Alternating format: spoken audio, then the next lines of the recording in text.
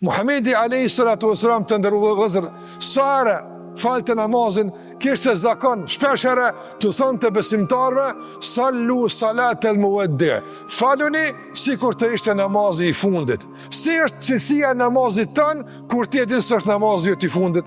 Si është gjumaja jote nëse ti e din se është gjumaja e fundit? A është më cilësore se gjumaja ndryshe kur se ke parasysh se mund të jetë e fundit? Padyshim se po. Andaj gjithmonë pejgamberi alayhi sallam stimulante për cilësi edhe përmes këtij udhëzimi dhe këtij realiteti se një xhumë ka me kon e fundit, një sabah ka me kon i fundit, një drek ka me kon i fundit, nga se ne kemi fundi. Andaj besimtari në këtë realitet i përmirëson gjithmonë veprat e tij. Gjithashtu pejgamberi alayhi salatu wasallam të ndërvozur edhe në situata tjera na ka mësuar që gjithmonë ta bëjmë punën ashtu si është mas miri. Kur të jap sadaka, me dhon si mas miri. Kur të bën një çfarë do shërbimi, me bë si mas miri. Nga se besimtari niset nga parimi i besimit të tij dhe nga parimi i kërkimit të shpëlimit për Allahun te barekuhu teala.